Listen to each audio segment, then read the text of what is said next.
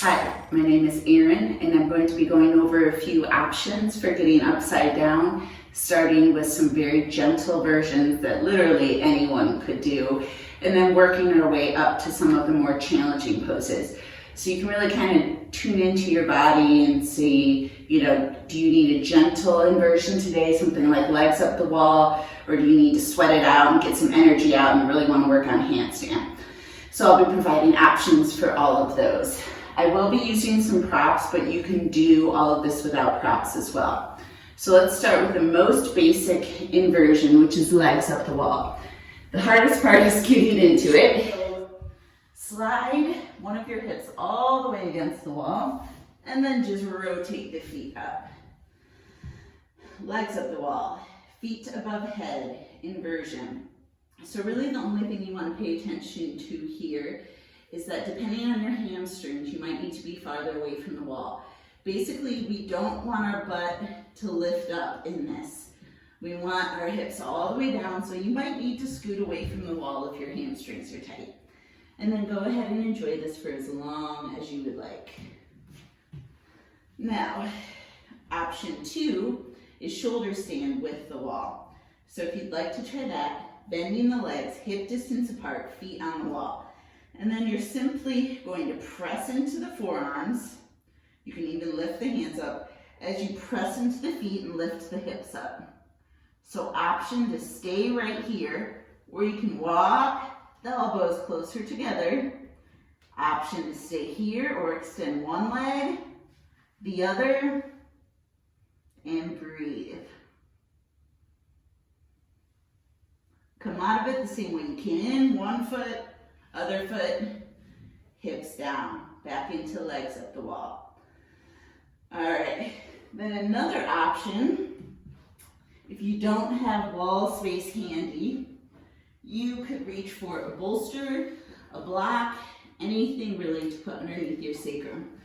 So put it next to you. You can put your feet on the ground, lift your hips up, and then place the blanket, pillow, bolster underneath your hips. So this, now we're in supported bridge, and then you can lift the legs into a supported shoulder stand variation. Same thing, holding here for as long as feels good. If you do not have a bolster, block, anything like that, you can also use your hands, bringing them to a W shape, placing them underneath the sacrum, the tailbone, and then lifting the legs up. So this makes it a little bit more restorative. If we don't use the hands at all, it's quite a bit of core engagement and not very relaxing. So you pick which option works best for you. All right, then moving up the difficulty scale to headstand. I have a great way to practice headstand that I learned from Diane Bondi. Check her out. But you need multiple blocks, which most of us don't have 8 blocks sitting around in our house. So the other way you can practice, the key here is elbows, shoulder distance, or even smaller. A lot of people tend to do this, and that's very unstable. That's why you rock. So this is the key.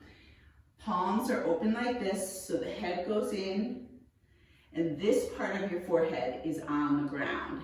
So this is what it looks like. If just pretend there's a ground on my head.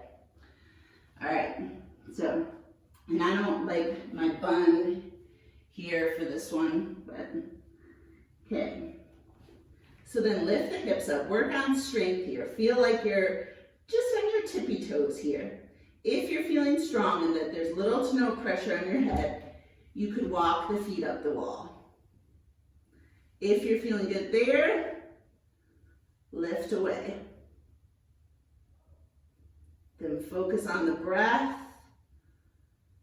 And then come out of it, walk the feet down, and relax.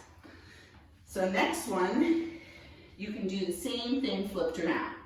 So a lot of people like to have the wall behind them for comfort. If you're not using a wall, if and when you fall, make sure you somersault out of it. Tuck the head, somersault. Otherwise, here, coming up, find your strength, Lift one leg slowly, then the other. Squeeze the thighs together. Wrap the shoulder blades around the spine and move them toward the hips, away from the ears. Everything should be lifted here. You want little, very little pressure on the head.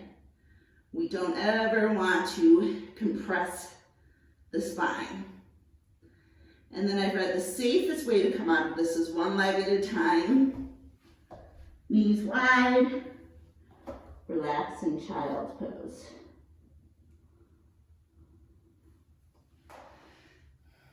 All right, moving our way up to forearm stand. So you do not have to use a strap, but if you do have one, place it in a circle so that it's shoulder distance and you can press against both sides. This just gives you a little bit more strength. Then come over to the wall, palms down, shoulder distance, hands close to the wall, and then lift up. Start here in dolphin to build strength. If you feel good, you can kick up, do these, and then eventually come all the way up.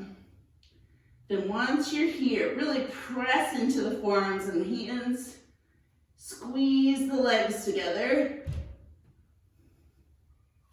and then come on down whenever you're ready. Another option for forearm stand is to use the wheel. I love this one.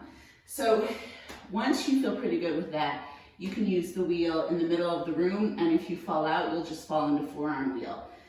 For whatever reason, for me, that's scarier than going from handstand into back bend. Less scary, I should say. Did I say that? All right, and so press the wheel against the wall. Hold on to the hands. So thumbs here, hands on the side. Then gently press the forehead to the wheel just for some engagement. Feedback, come up into dolphin, and then commence your kick-ups. And work on balance.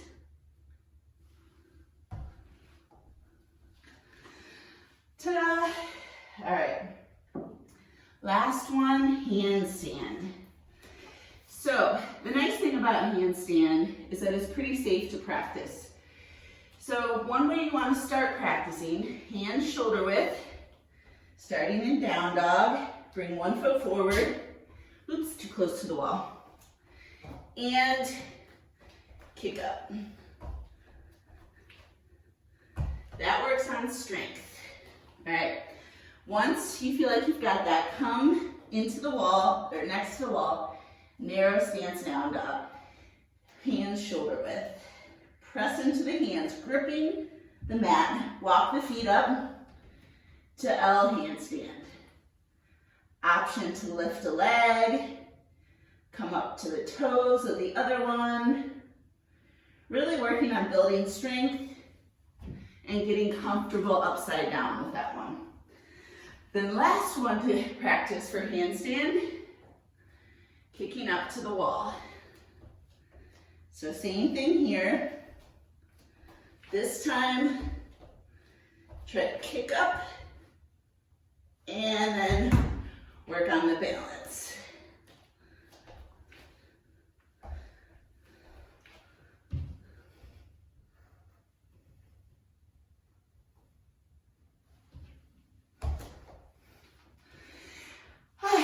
And as you can see, I'm all red and sweaty. This is not my first take for this video. So find your sweet spot, whether it's a gentle day, a power day, find what works for you and have fun. Bye. Namaste.